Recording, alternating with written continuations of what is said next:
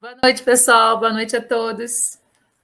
Estamos aqui mais uma terça-feira às 20 horas para fazer o estudo de mais um capítulo da obra Nos Domínios da Mediunidade.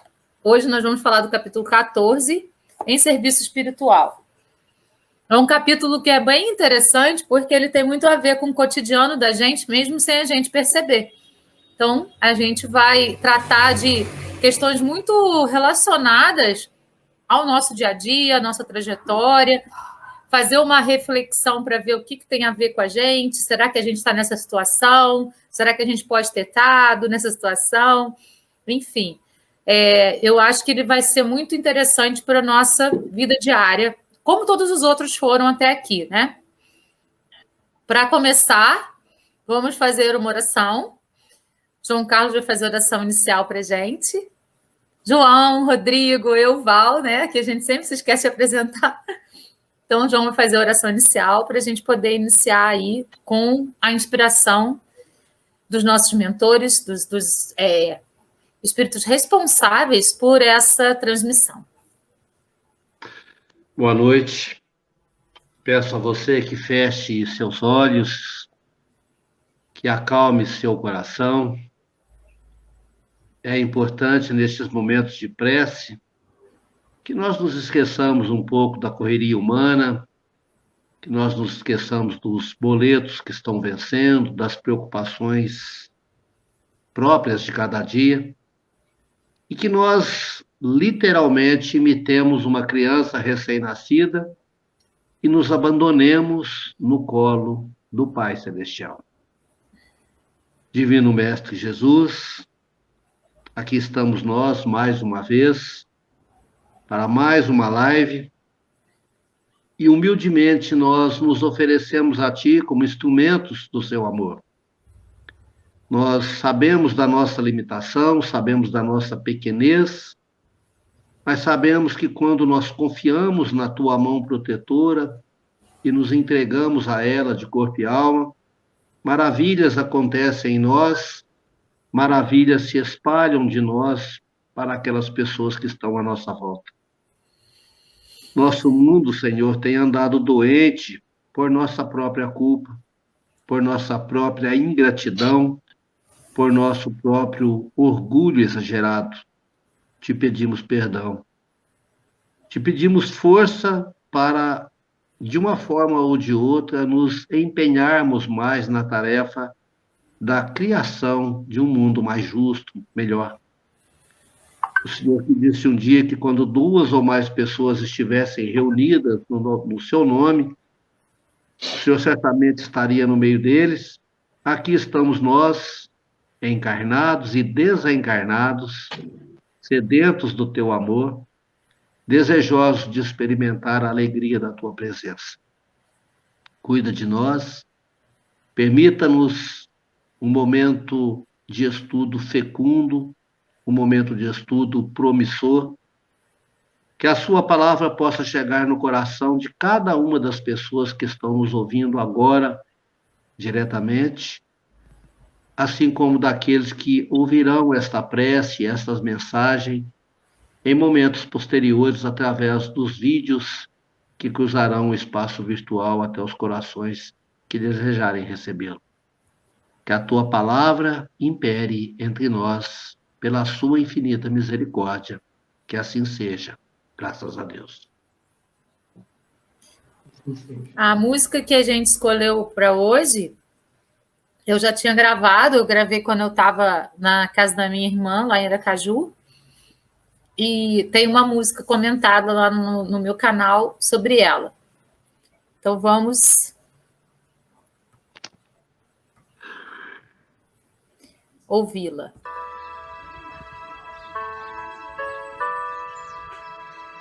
Deus está aqui nesse momento.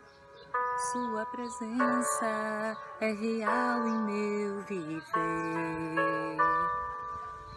Entregue sua vida e seus problemas. Fale com Deus, Ele vai ajudar você. Oh, Deus te trouxe aqui para aliviar o teu sofrimento. Ele é o autor da fé, do princípio ao fim, em todos teus tormentos. E ainda se vier noite traiçoeira, se a cruz pesada for, Cristo estará contigo.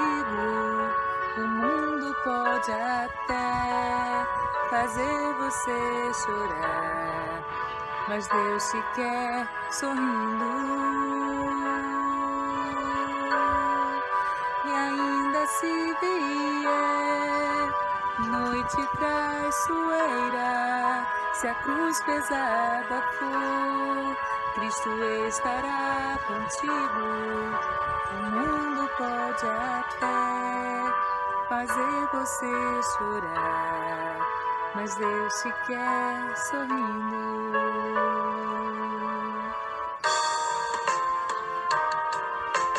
Seja qual for o teu problema,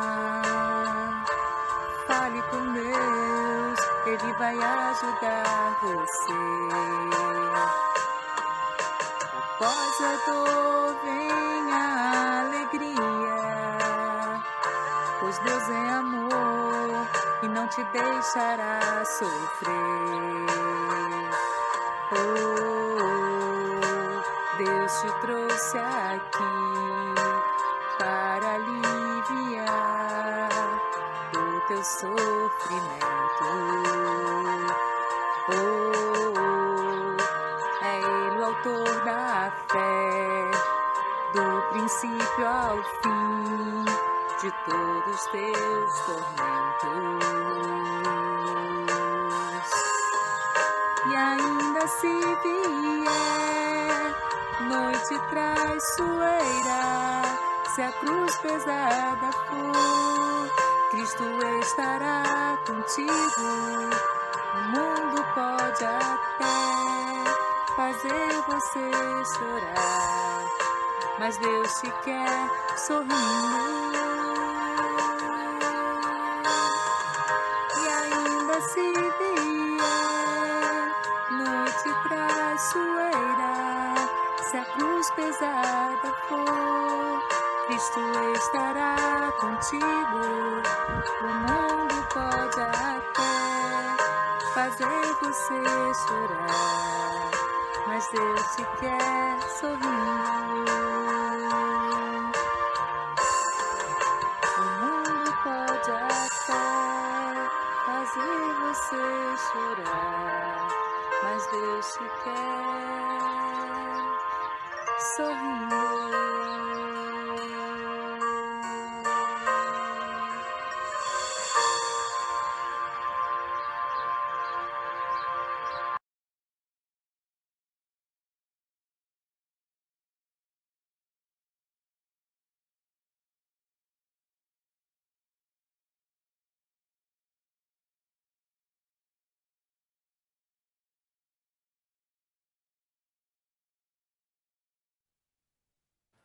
Essa música, toda vez que eu ouço, eu me emociono, não tem como.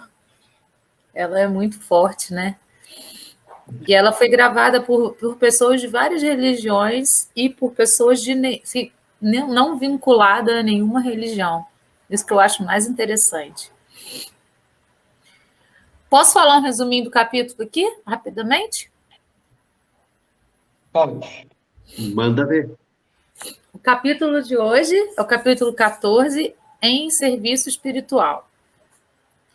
Nesse capítulo, a gente tem o caso de um marido temperamental que cedo desencarnou e, a seguir, tentou transformar a viúva em serva.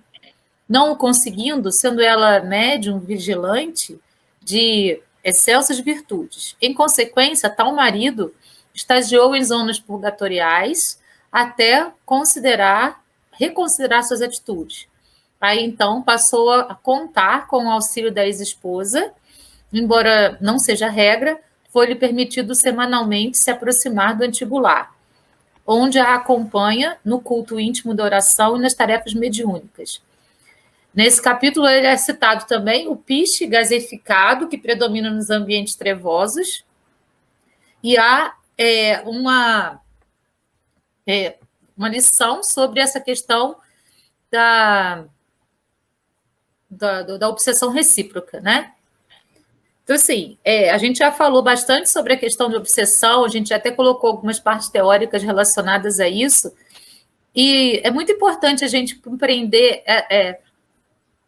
o que a gente chama, às vezes, de amor, que, na verdade, não é tão amor assim. O Chico Xavier fala para a gente, o amor liberta, o amor dá asas, o amor deixa você caminhar com liberdade. Quando você tem um sentimento que aprisiona, esse sentimento pode ser tudo, menos amor, né? E então, o sentimento que esse homem nutria por essa esposa, esse sentimento de querer ter posse dela, mesmo depois da desencarnação dele, é um sentimento que é pernicioso, porque é um sentimento que prende. Então, ele vem do ego, ele vem das necessidades de possuir, de ter, e da questão do pertencimento, efetivamente, e não do amor, porque o amor deixa livre, né? E se você está livre, aí a gente precisa lembrar também daquele poema de Camões que fala assim, estar-se preso por vontade. Quando a gente ama de verdade, a gente não está preso, primeira coisa. Mas, assim, esse verso do poema dele diz muita coisa. A gente está junto, a gente está unido por vontade. Agora, se for por imposição, aí já não é amor. Aí já é outra coisa, outro sentimento que não o amor. E a gente precisa prestar bastante atenção, porque, como a gente viu, existe obsessão de encarnado para encarnado. Então, se na vida de encarnado a gente pratica esse tipo de amor com alguma pessoa, seja com o filho, seja com a mãe, seja com o marido, seja com o namorado, não é amor. É outro sentimento. Tudo que tem essa coisa da posse, efetivamente, não é amor, porque o amor liberta. E isso é dito por Chico Xavier em vários momentos das suas passagens aí pelos livros e tudo isso. E nós sabemos, porque Jesus disse para a gente, né? O amor liberta e não aprisiona. Então, a gente precisa prestar atenção na nossa vida diária nessa questão. Será que eu realmente amo? Ou será que eu estou transformando o meu amor em posse? Se for posse, eu preciso repensar, porque talvez não seja amor efetivamente. Ou então, eu estou levando esse amor para um lugar muito equivocado na minha existência. Vocês concordam comigo, meninas?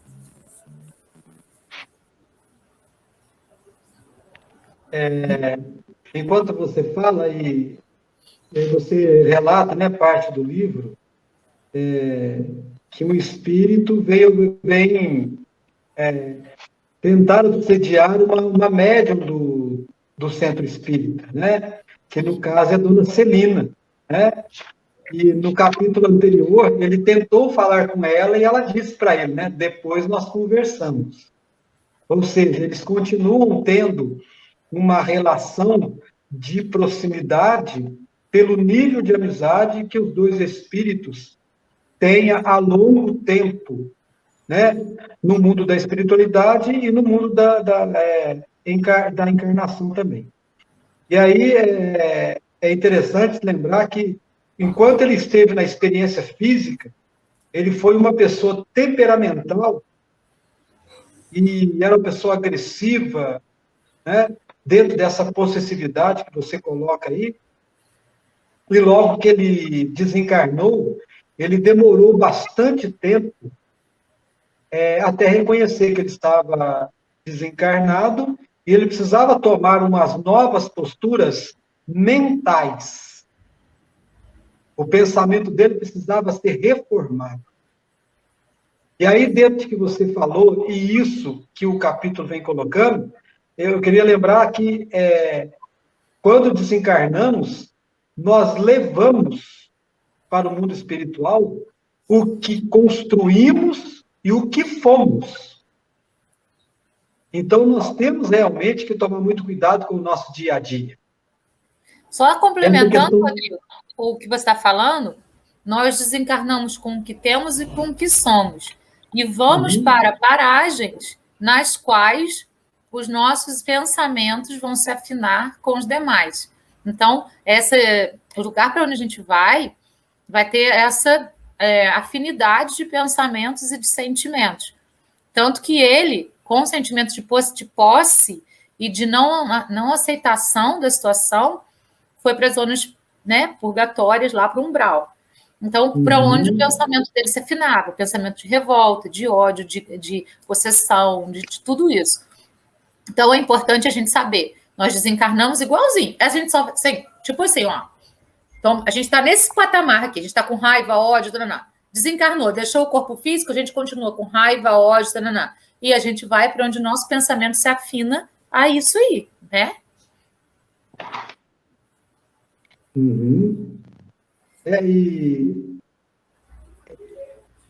E o livro tem sido muito coerente em todos os capítulos, quando ele fala da mudança de comportamento mental. É o que nós pensamos que transforma o nosso ser. Porque ele transforma o nosso pensamento constrói nossas atitudes. No capítulo anterior ele falava, né? Nossas atitudes mudarão o comportamento das pessoas que circundam a nossa vivência, a nossa existência, junto com a nossa convivência. E aí, quando você falava que Jesus vai nos libertar, Jesus é muito claro, assim, conhecereis a verdade e a verdade vos libertará. Qual que é a maior verdade que Jesus veio nos trazer? O amor. O amor. E aí, o título deste capítulo é muito interessante a gente pensar no significado da palavra serviço. O que é serviço? É trabalho? É. Mas a palavra serviço vem de servir. Então, a quem eu me presto servir? A quem eu sirvo? Aonde o meu pensamento está? Aonde está o teu pensamento, aí está o teu coração, né? E aonde está o teu coração, está o teu tesouro.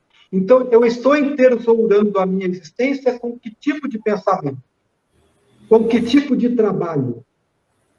Aulus, novamente, nesse capítulo, ele fala, é preciso muito esforço para mudar, muito trabalho para conseguir essa mudança, porque é dia a dia.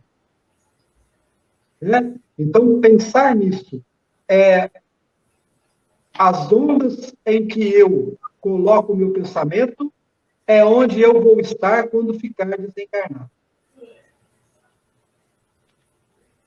E uma coisa interessante também foi que ela não se deixou obsediar pelo quê? Pelo pensamento elevado e pelo serviço na espiritualidade. Então, é a questão da oração aí que vai entrar, porque como que a gente mantém o nosso pensamento e o nosso nível vibracional elevado? Através da oração, através da meditação, através desse contato com o nosso eu interior e com o mundo espiritual, né? Através aqui do chakra coronário. E ele acabou se rendendo a isso. Então, muitas vezes, os nossos obsessores, isso é uma coisa bastante interessante também a gente observar, porque às vezes a gente atrai obsessores para a nossa existência, por causa do nosso padrão vibracional e do nosso pensamento. E esse obsessor vai acompanhando a gente. Mas se a gente melhora um pouquinho, ele tem duas opções, esse obsessor. Ou ele se afasta da gente porque ele acha a gente muito chata, porque ele acha que a gente está aí vibrando numa sintonia que ele não acha legal, então ele vai embora porque fala, nossa, essa pessoa é chatíssima. Ou ele gosta daquilo e começa a acompanhar a nossa evolução também, os nossos trabalhos, as nossas orações, começa a compartilhar daquilo que nós, então, temos para dar para ele. E aí que entra a música de hoje, né? Por mais que as noites sejam traiçoeiras, por mais que a gente tenha que trabalhar dentro de perspectivas e a gente está sempre em altos e baixos, quando a gente está em oração, a gente está em contato com o nosso eu superior, que está dentro da gente, e com a espiritualidade superior também. Então, a gente eleva o nosso campo vibracional. E os obsessores, então, tem essas duas opções. Então, até sem saber, a gente faz caridade. Isso não depende da religião, não. Isso é em todas as religiões, né? A pessoa começa a fazer a reforma íntima, começa a se auto-burilar, se auto-lapidar. Aqueles obsessores que estão andando com ela, porque independe da religião ter obsessor ou não, tem as duas opções também. E a gente está fazendo aí caridade, se a gente parar para pensar, porque a gente está levando determinados espíritos junto com a gente por um caminho bacana. A mesma coisa o contrário, se a gente entrar na obsessão cada vez mais, a gente está junto com eles num padrão que não é bacana, nem para a gente, nem para eles.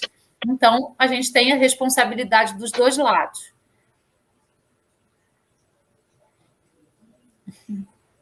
Estou gostando de ver, pode continuar. É Você não está querendo interessante. serviço, né?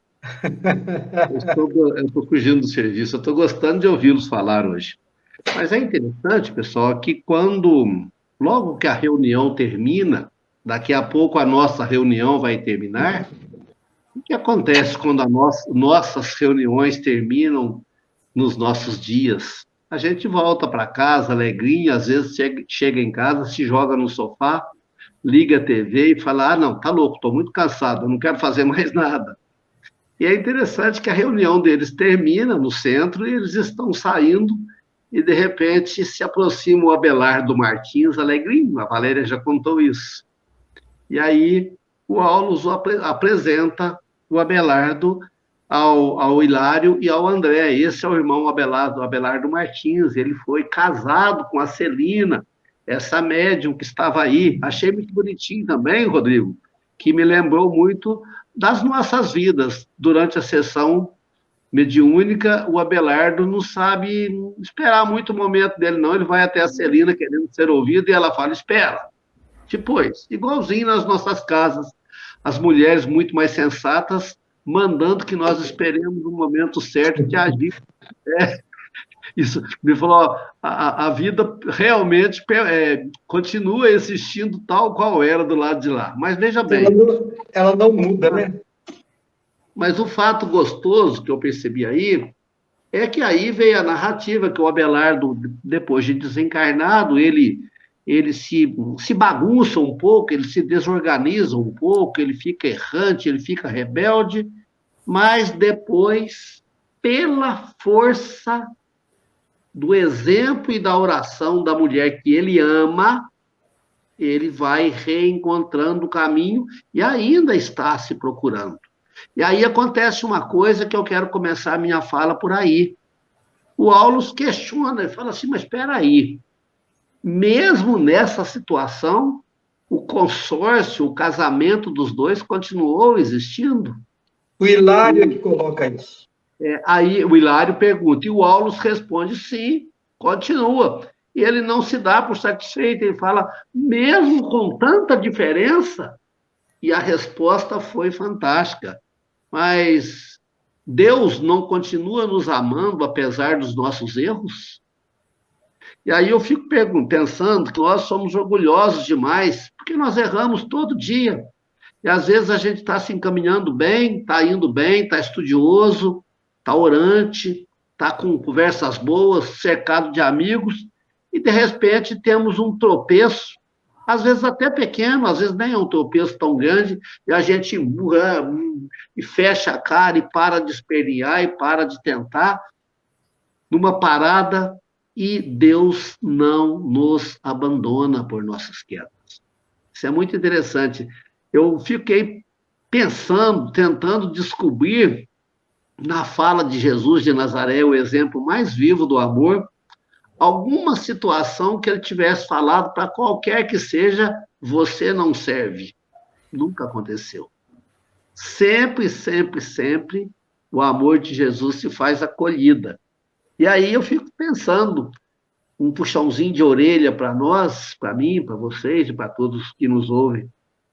Nós nos acostumamos, em virtude da TV, em virtude dos romances, a pensar no amor como um sentimento. Eu sinto um amor gostoso por esta pessoa, quando, na verdade, o amor está muito longe de ser só um sentimento. ele tem que virar um comportamento.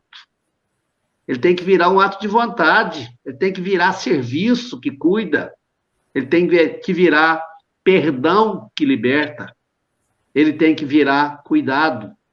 E Jesus, na sua imensidade, mesmo nos amando com uma capacidade inimaginável para nós, ele nunca rechaça ninguém por saber amar menos, por estar degraus abaixo neste processo de aprendizado do amor.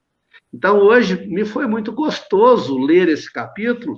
Tem uma partezinha aqui que eu grifei, e eu faço questão de ler, porque tem uma parte aqui que ele diz, ó, fui abrir no capítulo 14, abri no 17. Tem uma parte aqui, já no finalzinho do capítulo, que ele diz assim: quando o amor não sabe dividir-se, a felicidade não consegue multiplicar-se. Gente, olha que riqueza. Eu queria ler um pedacinho antes desse daí também, porque eu acho que tem uma mensagem bacana. Eu já tinha separado também. Eu imagino até que eu grifei também, mas ele é maior, eu quis primeiro burilar. Gente, quando o amor não sabe se dividir, a felicidade não se multiplica. Nas nossas casas, quando um de nós se faz muito egoísta e tudo quer, observem, essa pessoa que tudo quer para si é a mais infeliz.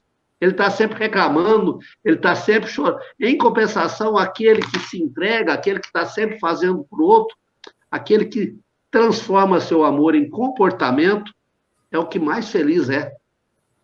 É interessante isso, acho que a única coisa que quando se doa, ela amplia, porque se eu tenho R$10 e dou 8 para o Rodrigo, eu fico só com 2. O amor não. O amor, se eu tenho R$10 de amor, eu faço a doação de 10, o Rodrigo fica com os 10 que eu doei e eu fico com outros 20. Eu não sei que milagre é esse. É aquele que, quando se reparte, se multiplica. Porque quem ganha de verdade, sabe, a música talvez fosse aquela, fica sempre um pouco de perfume nas mãos que oferecem rosas. Né? Fiquei encantado. A beleza que tem nesse capítulo em coisas muito simples me deixou assim deveras comovido. Deixa eu ficar quieto, porque senão eu fico falando demais. Posso ler um pedacinho aqui? Ele fala assim, ó. Hilário refletiu alguns momentos e conjecturou. A travessia pelo túmulo impõe efetivamente ao espírito singulares modificações. Cada viajor em sua estrada, cada coração com seu problema. Bem-aventurados os que se renovam para o bem, exclamou Aulus satisfeito. O verdadeiro amor é sublimação em marcha, por meio da renúncia. Quem não puder ceder a favor da alegria da criatura amada, sem dúvida saberá querer com entusiasmo e carinho, mas não saberá coroar-se com a glória do amor puro. Depois da morte, habitualmente, aprendemos no sacrifício dos próprios sonhos a ciência de amar, não segundo nossos desejos, mas de conformidade com a lei do Senhor. Mães obrigadas a entregar os filhinhos a provas de que necessitam, pais que se veem compelidos a renovar projetos de proteção à família, esposas constrangidas a entregar os maridos a outras almas irmãs, esposos que são impelidos a aceitar a colocação das segundas núpcias no lar de quem foram desalojados. Tudo isso encontramos na vizinhança da terra. A morte é uma intimação ao entendimento fraternal. E quando lhe aceitamos o desafio, o sofrimento é nosso quinhão. E aí vem a parte que o João leu, né? Quando o amor não sabe dividir-se, a felicidade não consegue multiplicar-se. Então, amor é doação. Amor é você saber que quanto mais você ama, como diz o João, mais você tem e mais você doa também. Você tem essa capacidade de fazer essa multiplicação. Quanto mais a gente ama, mais a gente é amado também. Mas tem que ser esse amor doação, esse amor que liberta. E não só, como eu falei no início, relacionado ao marido, à esposa, ao namorado, à namorada. Relacionado também aos nossos filhos. E talvez principalmente porque nessa questão de filho, às vezes, a gente se sente, como pai ou mãe, a gente se sente tão responsável que a gente passa da responsabilidade para a posse. E a gente tem que entender que esse filho é um espírito ímpar, que já vem com a sua bagagem espiritual, com as suas experiências pregressas, e está reencarnando na Terra, quando bebezinho, ainda com o dom do esquecimento, mas aos pouquinhos vai tomando essas características de personalidade, de pensamentos. Nós, como pais, vamos lapidando isso, mas nem tudo a gente consegue lapidar, porque eles também têm a própria índole, a própria expressão, os próprios sentimentos, que são a bagagem que eles carregam durante todas as existências, assim como nós.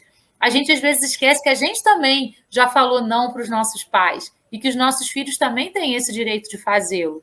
E entender isso é um ato de amor, né? Claro que tudo tem uma medida, tudo tem tudo, mas o respeito é a melhor forma de demonstrar amor pelo outro, porque liberta. Então, esse amor que liberta, esse amor ágape, esse amor que Jesus veio trazer para a gente, é esse amor que a gente precisa aprender a efetivamente ter no nosso processo, na nossa caminhada terrena. Vocês estão falando, e aí essa questão do comportamento, quando o Abelardo Martins, esposo da Celina, ele desencarnou, ele era uma pessoa extremamente temperamental e ele tinha gasto todos os recursos vitais em uma vida bastante desregrada. O capítulo fala isso para nós. E aí, desencarnado, ele tenta obsidiar a Celina, porque ele é possessivo e ele quer fazer dela uma serva para as suas necessidades. O Abelardo, então, é convencido a mudar de postura, como a Valéria falou, a partir das orações da dona Celina e de todos os amigos que conheciam o Abelardo em vida encarnada, né? E se confraternizaram com os desejos da dona Celina de interferir na postura espiritual do marido desencarnado, porque os dois são muito mais do que marido e mulher, e ela precisava fazer isso por ele. Então, ele sente, ele é tocado pela oração, né? Por esse serviço espiritual, em serviço espiritual. Né? A oração é um serviço espiritual. Né? Eu estou servindo alguém, eu estou servindo uma comunidade, servindo a um propósito, servindo a uma comunidade, seja lá o que for. E o Abelardo, ele está cuidando do Libório, que foi atendido na reunião. A namorada, a noiva, ela está na reunião tentando socorro para se livrar da obsessão do Libório. Mas o interessante é que ela, quando volta para a sua vida normal, vamos dizer assim, para casa, ela sente falta do espírito que lhe atormenta. E aí, como ele está sendo socorrido, ele está começando a ter uma pequena mudança mental, né? Seus pensamentos estão sendo dirigidos a outras paragens. Ela, sentindo falta, obsedia o ex-noivo que está desencarnado. E ele sente tristeza por estar longe dela quando sente que ela o quer. Ele fica triste. E ela visita o noivo desencarnado em sonho. Ela sonha com ele, né? Encarnada, ela acredita que sonha, né? Nós sabemos, por orientação do mundo espiritual, que ela teve contato com ele. Ela visitou. Desdobramento, né? É o desdobramento. E ela fica desesperada. Por que ele não voltou para ela? E, de repente, ela percebe a Celina, que está do lado de Libório, fazendo um serviço espiritual, quer dizer, orando, dando passes no Libório. Ela entra em desespero, ela fica abestiada. Ela não admite que tenha outra mulher. perto do Libório.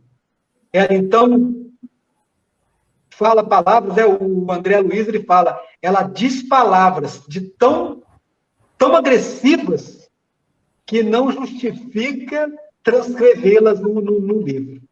E ela volta. E amanhã, então, no dia seguinte, ela vai acordar imaginando que sonhou com um amado que poderia estar no braço de outra. Mas ele não estava no braço de ninguém, ele estava no colo, na verdade, de alguém de uma espiritualidade elevadíssima, maravilhosa. O que tudo isso traz para nós?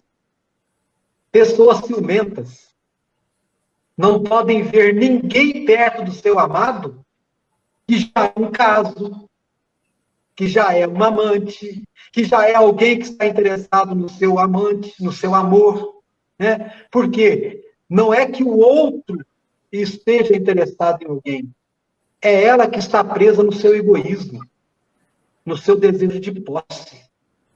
Ela ainda não está a caminho do verdadeiro amor, que permite liberdade. Claro, nós não estamos falando aqui de alguém que seja relapso nas suas relações e vá cometer delitos imorais, né? Diante das palavras que Jesus nos deixou há mais de 2000 anos. Mas todos os nossos temperamentos, e as pessoas temperamentais gostam de dizer isso, né? Eu sou temperamental. Eu sou metódico. Eu sou. Quer dizer, ele reforça comportamentos que são nobres, porque uma pessoa temperamental não precisa ser uma pessoa agressiva, ela pode ser uma pessoa de opiniões. Mas opiniões precisam ser construídas com fundamentos. Opiniões precisam ser construídas com leituras. E não apenas no que eu quero, no que eu aprendi, no que eu decidi. É isso que para mim sempre foi e sempre será. Porque senão nós vamos tornar a pessoa a nossa tem convivência... Tem que ser flexível também, né, Rodrigo? A pessoa precisa ser flexível. Porque se ela se impõe só dentro de uma métrica que ela estabelece como verdade, ela exclui a verdade dos outros. E se você exclui a verdade dos outros, você está sendo impositivo. Então, a pessoa precisa ser flexível para poder compreender que cada um tem uma experiência na vida, e até ali ela consegue compreender até um patamar. E, de repente, aquela pessoa está até certa, ela pode ter até as convicções dela, mas ela precisa ter respeito e flexibilidade para poder lidar com o outro. E, assim, ter doçura para falar as verdades. Porque também tem pessoas que falam assim, eu sou sincero, eu falo mesmo, eu vou lá e pá. Mas se você fala de qualquer maneira, você machuca. Então, até para falar as verdades que são nossas, porque às vezes não é do outro, porque as verdades são inúmeras, dependendo do nosso nível de experiência, a gente precisa ter cuidado. Sempre o cuidado com o outro, como o João falou, amor é cuidado, quem ama cuida. Então, você precisa cuidar do outro, até mesmo na maneira de falar o que para você são as verdades, porque pode não ser para o outro. Aquilo pode não fazer tanto sentido para o outro ainda, ou o outro já está num nível muito mais elevado do que você.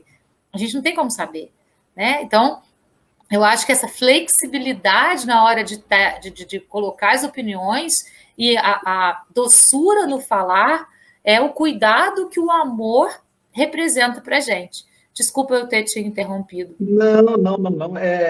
Você me fez pensar numa alegoria para o que eu estou afirmando aqui, que não é nada eterno, é aquilo que a gente pode compreender agora.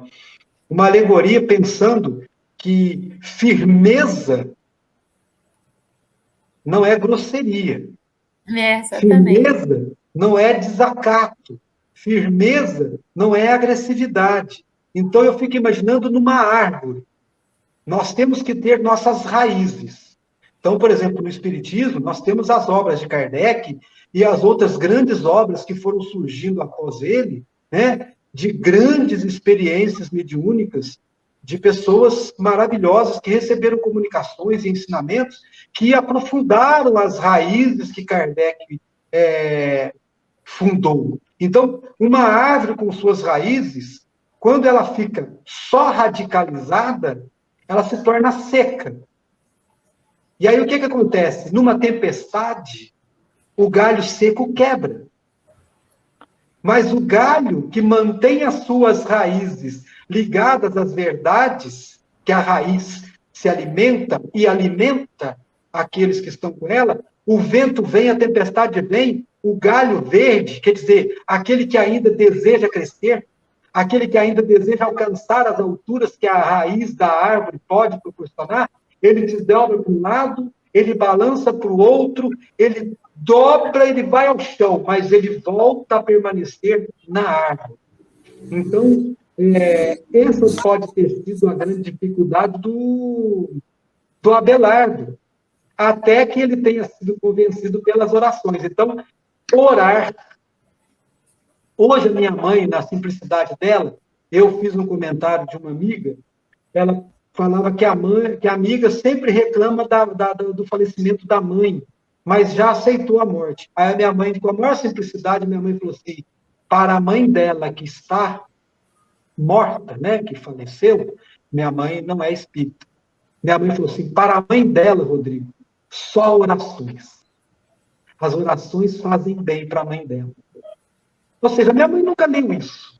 É a oraçãozinha do texto dela, para ela, somente as orações. Quer dizer, é o serviço que a minha mãe presta a todas as pessoas que já partiram, que já desencarnaram.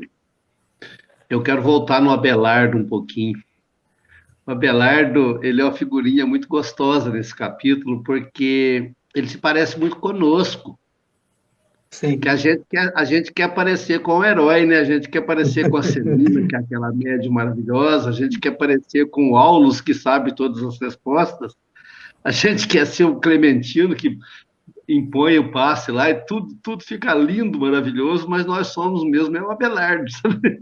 Nós somos aquele cabeçudo que erra, que quer escravizar todo mundo à nossa volta, que quer mandar, nós achamos que nós sabemos mais, que nós somos os bonitões da balachita. E o Abelardo, já que nós queremos parecer com ele nos dá uma maravilhosa lição, porque ele quebra a cara encarnado, depois ele quebra a cara desencarnado, ele vai tentar a sorte para as regiões inferiores e se lasca, e o amor de Celina nunca o abandona. Primeira coisa. Como você já bem disse, através de oração, através do concurso de amigos, Celina está sempre lutando por ele. E ele vai voltando aos poucos. E a hora que ele toma consciência de que a felicidade dele está no serviço, ele se entusiasma. E ele vai todo alegrinho até o Aulus pedir auxílio para o Libório. Fala, olha, eu estou preocupado com o Libório, porque agora é a mulher que o está assediando, e eu preciso de ajuda, eu não sei lidar com isso. Note bem, não é vergonha falar que não sabe lidar com a situação. Sejamos mais Abelardo. Depois tem uma metáfora interessante, aí o Aulus fala para ele, então vai buscar a Celina, ela vai dormir, ela vai desdobrar-se, traz ela para, né? E ele vai buscar a alegria, e ele volta com a Celina. E aí eles embarcam numa viagem, caminhando, e vão para um lugar onde a treva é imensa, não se vê as estrelas. Né, Valéria? Daí até você ter escolhido a música Noites Traiçoeiras, né? As trevas imensas, e aí, de novo, o Abelardo nos dá uma lição, porque o que ele tem nas mãos? Ele tem uma diminuta lanterna. E eu lembro que, mesmo nós sendo errantes, nós podemos ser luzes para quem está perto de nós. Temos condição de trazer os espíritos iluminados grandes para aqueles que precisam da luz para nos ajudar no serviço. E eles vão até o hospital, entre aspas, onde ele trabalha. E o hospital, gente, para quem não leu o capítulo, é uma bagunça. É um hospital que atende pessoas desvairadas, pessoas loucas, pessoas desajustadas. E a gente começa a pensar que no mundo espiritual tudo é organizadinho, que nem no nosso lar. Só que lá é uma bagunça. E aquilo assusta o Hilário, assusta o André. Como assim? E aí vem a explicação, que é uma casa de passagem, que não há tempo para muitas delongas, e ele chega lá todo feliz, falando, é aqui que eu trabalho. E eu fico pensando que, às vezes, a gente reclama tanto do nosso trabalho, né? Reclama do chato que trabalha lá conosco, reclama do chefe que é mandão, reclama do salário que é baixo, reclama da tarefa que a gente tem que fazer. E sabe, gente, a gente não tem o que quer, a gente tem o que precisa para evoluir. A divina providência nos colocou no exato lugar que nós precisamos estar, e tudo que nós precisamos ter é boa vontade. Então, eu gostei desse carinho desse Abelardo, sabe? E eu fiquei assim, feliz, pensando, falei, poxa, não sou só eu, não. Tem mais gente como eu, tem mais gente que se parece comigo, que acredita, que está buscando, mas que ainda tropeça. E que bom que tropeçamos, porque, como Valéria fala, nossos tropeços, nossos professores, nossos tropeços, nossos melhores conselhos para a vida, né? Abelardo, me alinhei com ele hoje, viu? Tem uma frase aqui no finalzinho do capítulo que mostra o semi-espanto de Hilário. Ele fala assim: o que me assombra é reconhecer o serviço incessante por toda parte, na vigília e no sono, na vida e na morte. O serviço está aí. A gente é que tem que ter olhos para ver, né? Para poder, então, caminhar. E a gente não está... A gente está sempre em serviço, que nem a gente comentou ainda há pouco. Muitas vezes, quando você começa a elevar em oração, quando você começa a fazer meditações e orações, a meditação também é muito importante, aqueles espíritos que estão te obsediando podem partir ou ficar. E se ficam, a gente está em serviço, mesmo sem saber que está. E isso é lindo demais. Né? Toda vez que a gente pega uma linha reta nos nossos caminhozinhos da evolução, a gente está carregando com a gente uma legião. Assim como tem uma legião que quer arrastar a gente para baixo, e a gente permite isso, a gente também tem uma legião que quer levar a gente para cima. E a gente pode carregar com a gente também esse povo todo aí, quando a gente resolve fazer a nossa reforma íntima, quando a gente resolve fazer a nossa modificação, a gente vai carregando. Isso é amor. Isso é amor que liberta. E muitas vezes a gente tem esse amor e a gente nem reconhece em nós, porque a gente também tem aquela coisa feia, né? Porque a gente, assim, pelo ego a gente quer ser mais que todo mundo, mas no fundo, a gente sempre se deprecia e se coloca para baixo como se a gente sempre fosse o pior de todo mundo. A gente tem que parar com isso, porque a gente não é nem o melhor nem o pior, a gente é igual. São todos iguais, mas uns mais iguais que os outros, já dizia Humberto Gessinger numa das músicas do Engenheiro, né? Todos iguais, é o que somos, a gente está aqui no mesmo planeta. Se nós estamos nesse planeta, é porque os nossos pensamentos estão afinados com os habitantes desse planeta. É por isso que a gente está aqui. Senão a gente estaria em outro planeta, ou menos ou mais evoluído. Então, se a gente está aqui é porque a gente está no lugar certo. Não existe erro nessa questão. O nosso peso perispiritual determina o planeta no qual a gente vai reencarnar. O que é esse peso perispiritual? São as questões que nós carregamos que são pesadas. Quanto mais remorso, quanto mais raiva, quanto mais rancor, quanto mais todos esses sentimentos negativos, mais pesado o nosso perispírito fica. Quanto mais perdão, quanto mais alegria, quanto mais benevolência, compaixão, mais o nosso perispírito se torna leve.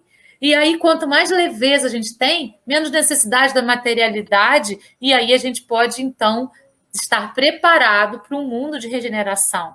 Né? A Terra está no processo, mas já existem vários mundos que são regenerados. Eu até falei sobre isso na palestra de quinta-feira.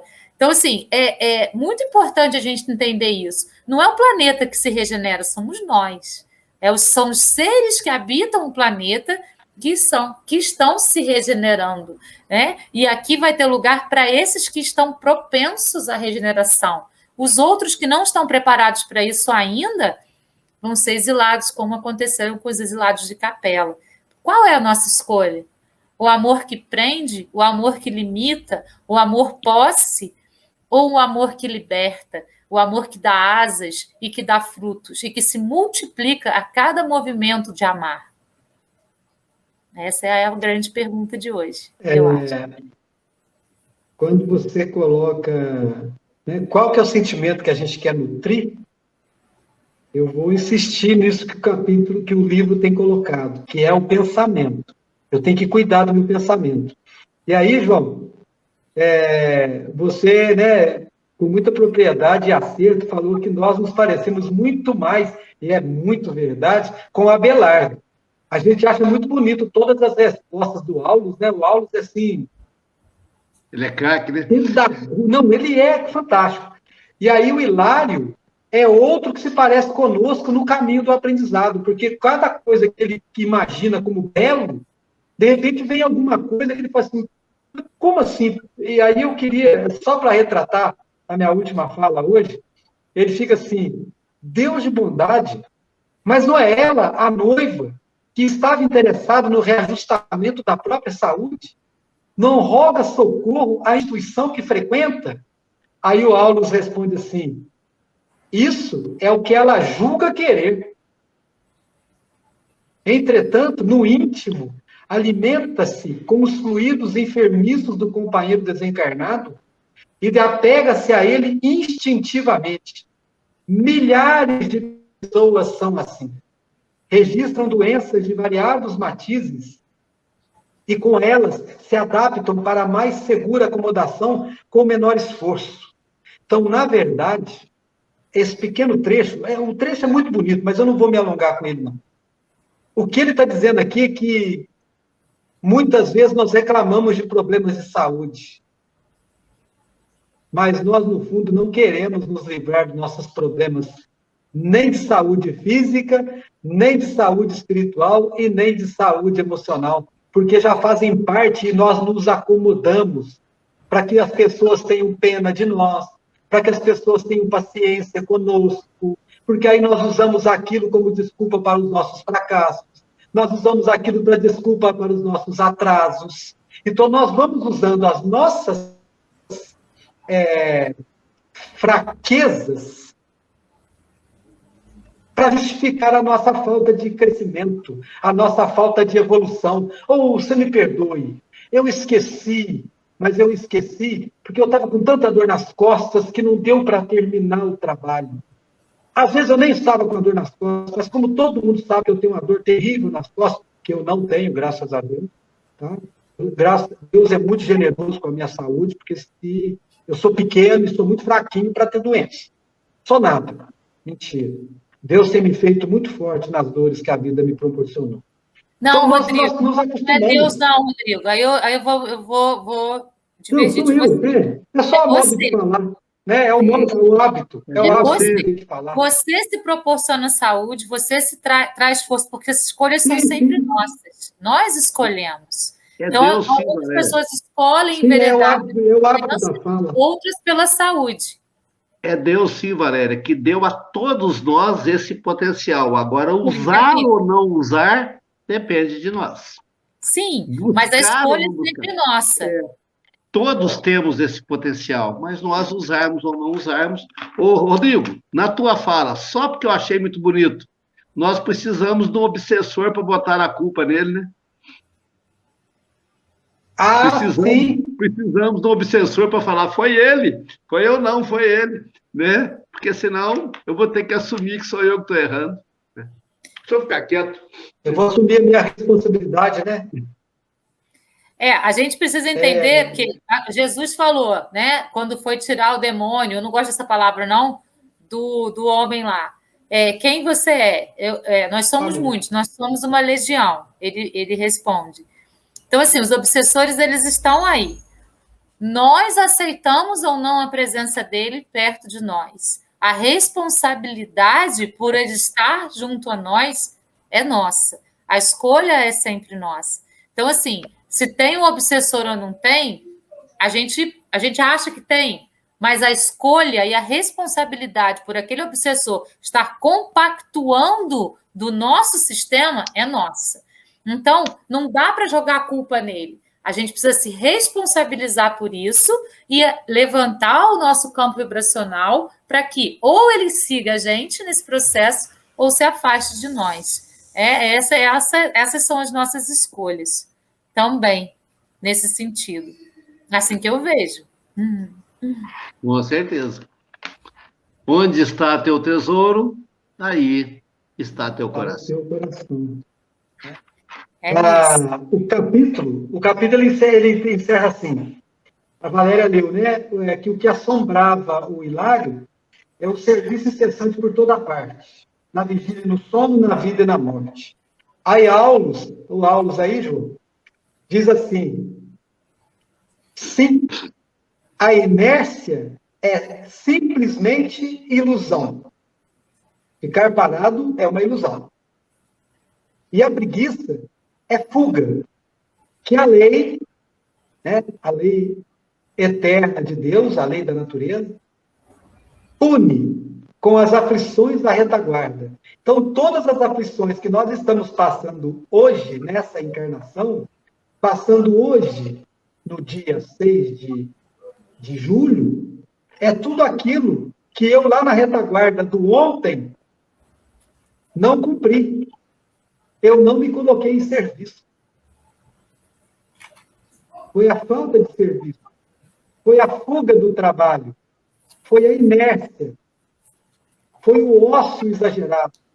Porque nós temos até um livro muito bacana de Domênico Menezes, né? Domênico De Masi, que o ócio criativo, né? E aí, quando você vai lendo o livro, você descobre que, na verdade, não existe ócio criativo. Porque quando aparentemente estaríamos em ócio, estamos criando, porque o pensamento não para. Então, Alceu de Amoroso Lima define o silêncio como um instante sublime de criação situado entre duas palavras. Olha que show! O momento de silêncio é o momento sublime de criação situado entre duas palavras. Maravilhoso. Maravilhoso. A música também é feita de sons e silêncios. O silêncio é muito importante na música, né? Tá vendo? O tempo. Como dizia o Zé tempo Bétio, na música que é o silêncio, né? Como dizia o Zé Bétio nos idos da infância do Rodrigo, olha a hora, olha a hora. Então, pessoal, a gente vai terminando por aqui hoje. Semana que vem a gente vai chegar no meio do livro. A gente vai para o capítulo 15, o livro tem 30 capítulos, então a gente vai para o meio do livro já, né? A gente foi rapidinho. E o título do capítulo da semana que vem, Forças Viciadas. Fantástico. Então, espero que tenha sido bacana para todo mundo. E a gente vai fazer, então, a oração final para poder encerrar a live de hoje. Vai ser você, Rodrigo? Vai fazer a oração? Vamos.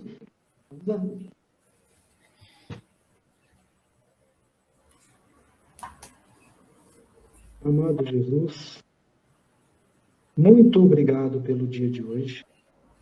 Desde o nosso levantar, por todas as tarefas que cumprimos, por todos os serviços que desempenhamos, seja eles na área profissional, nos momentos espirituais de reflexão, nos momentos de descanso, pequenos repousos, nos momentos de confraternização com as pessoas com quem nós convivemos para desenvolver os nossos trabalhos profissionais. Obrigado, Jesus, por tudo que tem nos acontecido, por todas as descobertas que temos feitos neste livro.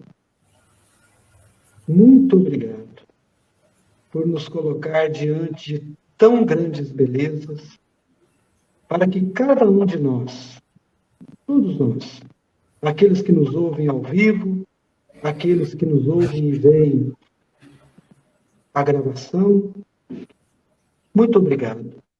Nós todos lhe agradecemos por estarmos tentando, degrau a degrau, evoluir o nosso conhecimento, moldar os nossos pensamentos para que o mundo à nossa volta se inspire pelas nossas atitudes a se tornar um mundo melhor, mais fraterno, mais justo, mais solidário. Obrigado, Jesus, por todos aqueles que nos antecederam e, de alguma forma, nos ensinaram com suas posturas, com os seus gestos, suas palavras, suas escritas. Obrigado, Jesus, por tudo. Obrigado pelo ar que respiramos.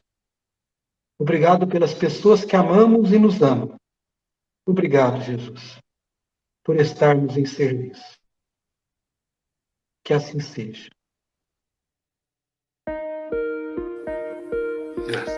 Hoje a gente falou um pouquinho da música, mas eu acho que a música fala por si só, né? A questão da oração, a questão de sempre estar conectado com essa espiritualidade superior, por mais difícil que sejam as situações.